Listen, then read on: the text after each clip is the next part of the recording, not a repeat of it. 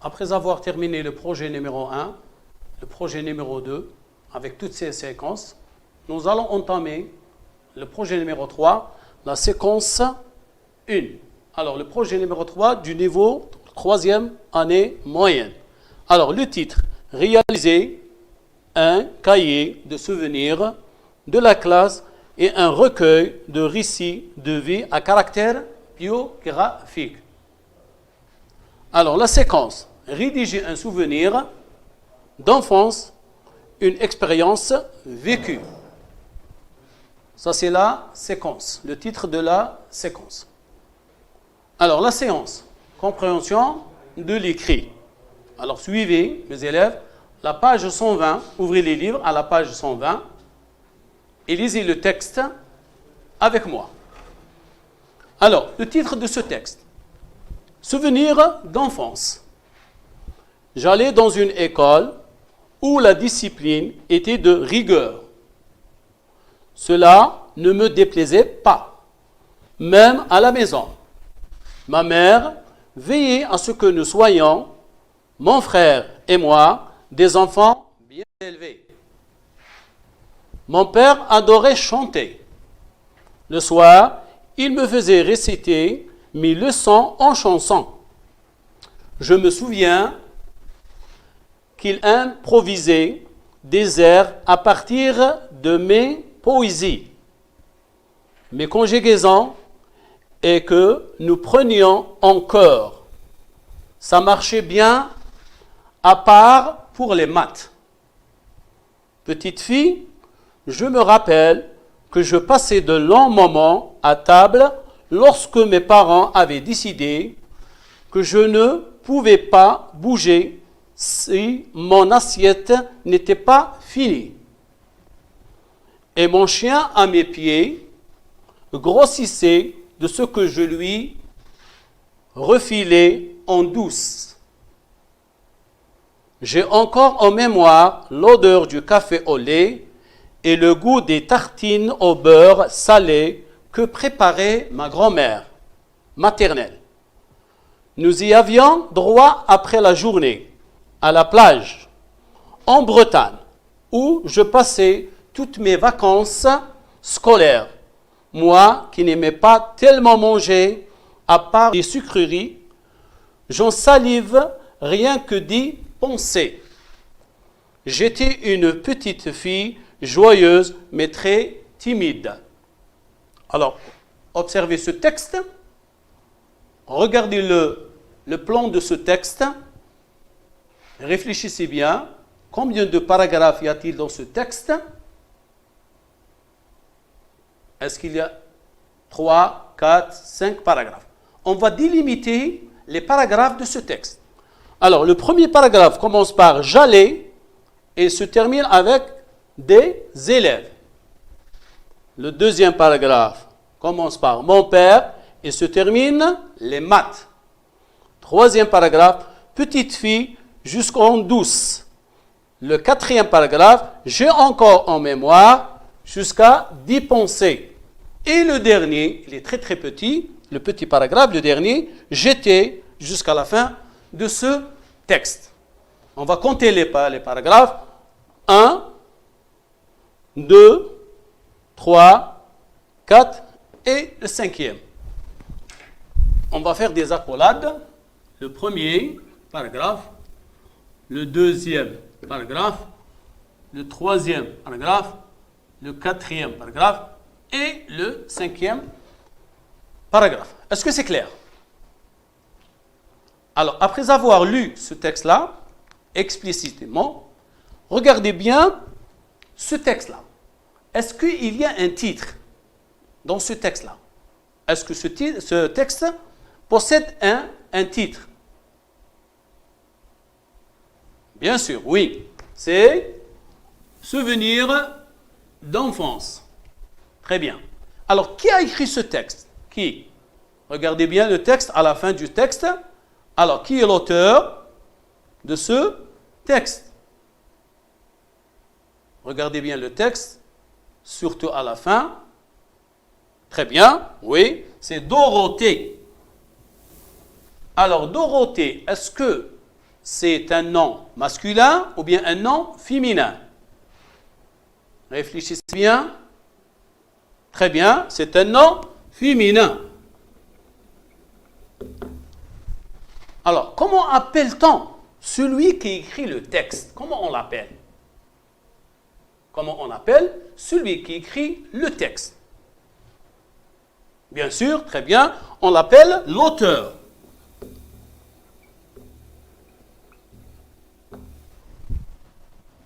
Je pense que vous avez remarqué qu'il y a un E à la fin du mot parce que c'est féminin. Parce que c'est féminin. On peut dire aussi l'auteuresse. Bon, passons maintenant aux questions. Passons maintenant aux questions.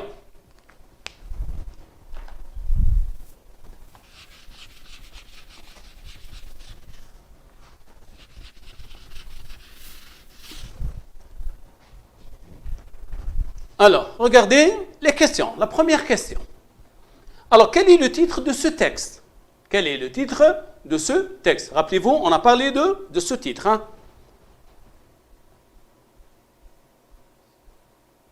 Très bien.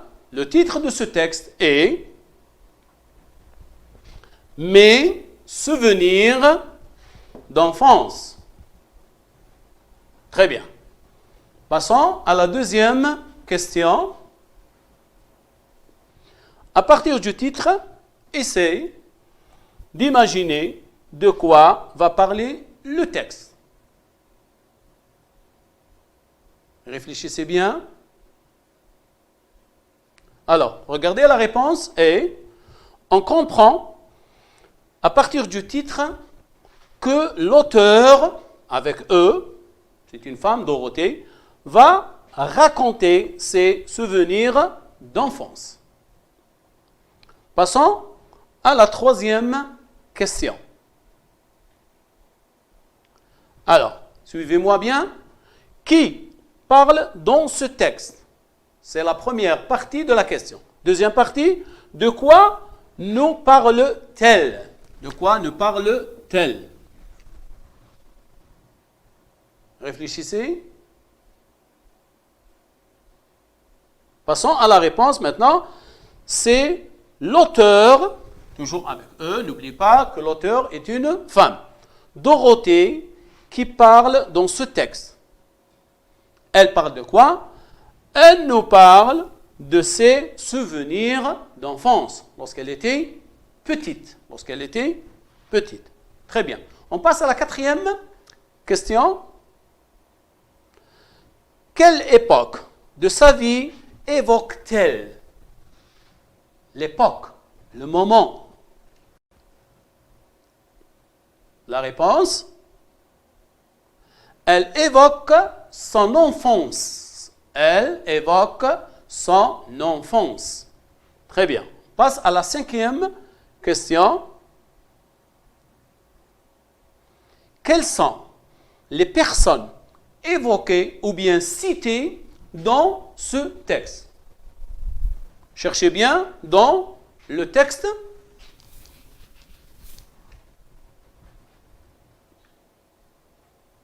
Alors la réponse.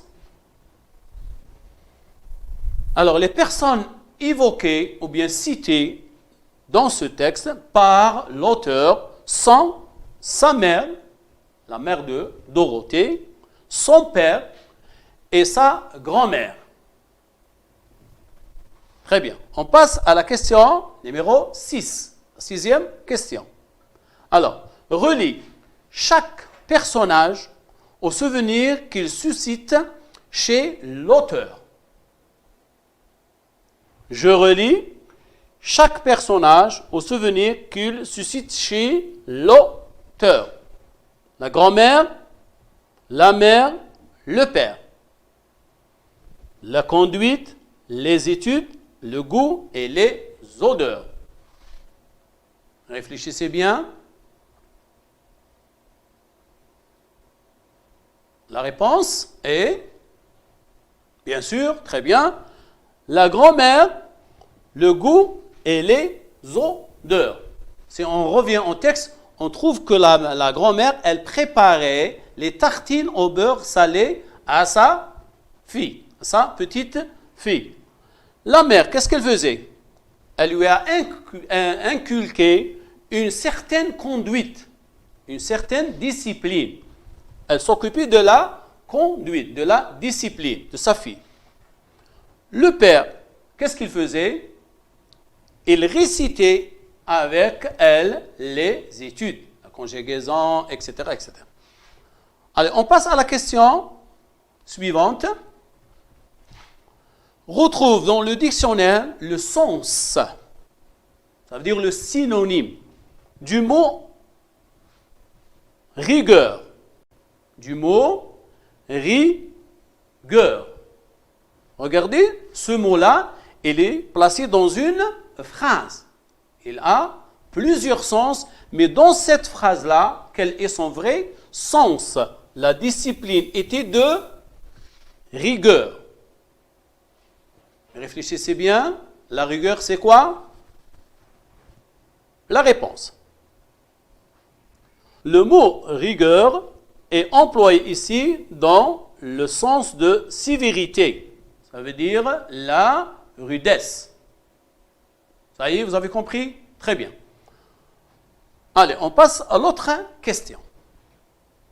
Quel est le lien commun entre l'éducation donnée par la mère à sa fille et celle exigée par son école? Quelle expression du texte justifie cette réponse?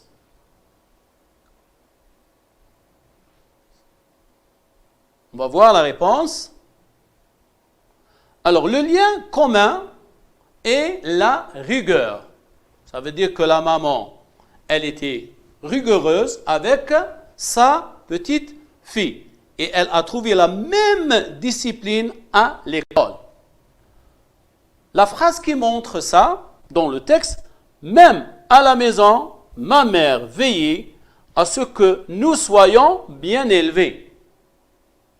Nous soyons bien élevés. Ça veut dire que Dorothée, elle était déjà conditionnée. Allez, on passe à l'autre question. La petite fille se plaignait-elle de cette discipline? Justifie ta réponse. La réponse est: la petite fille ne se plaignait pas de cette discipline. Pourquoi? Parce que cela ne me déplaisait pas. Ça, c'est la phrase citée dans le texte. Ça, c'est la phrase qui montre que Dorothée ne se déplaisait pas de la discipline rencontrée à l'école. On passe à l'autre question. Comment procédait le père pour aider sa fille à mémoriser ses leçons? Ça veut dire quelle méthode, quelle est la technique utilisée par le père pour faire apprendre sa petite fille Dorothée ses leçons. Est-ce que ça marchait avec toutes les matières? Réfléchissez bien. Regardez le texte. Regardez, la réponse est dans le texte. Très bien, c'est ça. On regarde maintenant la réponse. Alors la réponse, le père lui faisait réciter, c'est comme une récitation, ses leçons sous forme de chansons. Il aidait sa fille à mémoriser ses leçons en les lui faisant répéter en chantant. Ça veut dire Dorothée, elle répétait les leçons en chantant. Ça marchait bien pour toutes les matières, sauf pour une seule matière, les maths. On passe à l'autre question. Relève 3 expressions du texte qui montrent que l'auteur fait un retour en arrière dans le passé. Réfléchissez bien à cette question. Très bien. La réponse est les trois expressions qui indiquent un retour en arrière sont je me souviens, je me rappelle, j'ai encore en mémoire. Ce sont les trois expressions qui montrent que la Dorothée a fait un retour en arrière. On passe à l'autre question.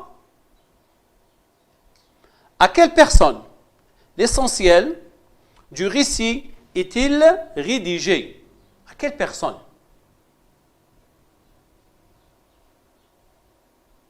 On voit la réponse.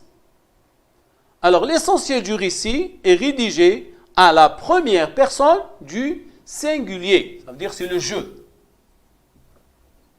À chaque fois, on trouve le pronom personnel je. Allez, on passe à l'autre question.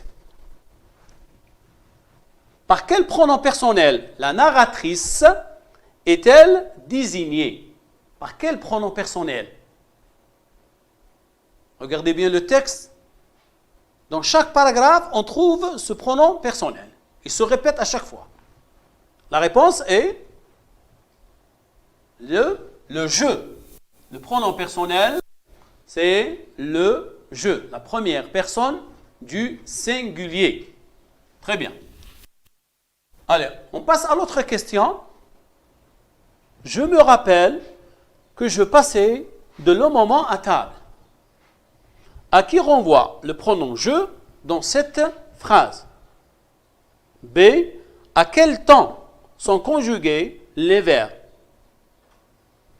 Quel temps l'auteur emploie-t-elle au moment de l'écriture et quel temps emploie-t-elle pour évoquer un souvenir? Réfléchissez. La réponse? Alors, pour la première question, la réponse est le pronom « je » renvoie à l'auteur, à la narratrice. Si vous avez remarqué, l'auteur et la narratrice, c'est la même personne. C'est la même personne. Au personnage principal du récit. Les verbes sont conjugués au passé. Généralement, sont conjugués au passé. Et dans cette phrase-là, le verbe est conjugué à l'imparfait de l'indicatif, bien sûr. La réponse à la troisième question, au moment de l'écriture, l'auteur emploie le présent d'énonciation. Parce qu'il est ici à l'âge adulte. Il est grand et il raconte ce qu'il a fait pendant son enfance. Pour évoquer un souvenir, elle emploie l'imparfait de l'indicatif. Comme on peut employer d'autres temps du passé. Passons à l'autre question. Sais-tu comment on appelle un texte dans lequel l'auteur et le narrateur, personnage, sont la même personne? Comment on appelle ce genre de texte? Lorsque c'est le lui-même qui parle de lui-même. La réponse est lorsque dans un récit, l'auteur, le narrateur, personnage sont une seule et même personne, on appelle ce récit une autobiographie. Une autobiographie. Après, on va expliquer, on va décortiquer le mot autobiographie.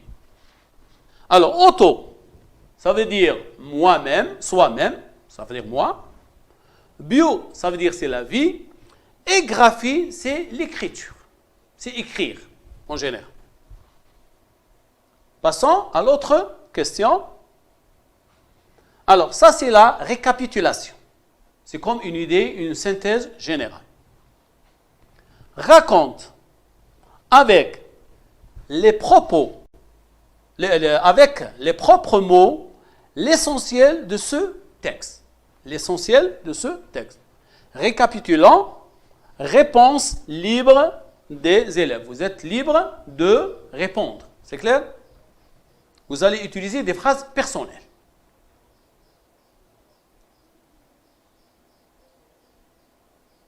La réponse est: Dorothée parle de son enfance. Elle évoque la discipline sévère de sa mère, l'aide que lui apportait son père pour ses études et le goût et les odeurs des repas préparés par sa grand-mère. J'espère que vous avez compris la leçon d'aujourd'hui. Après, on verra d'autres leçons. Inch'Allah. Allez, on voit.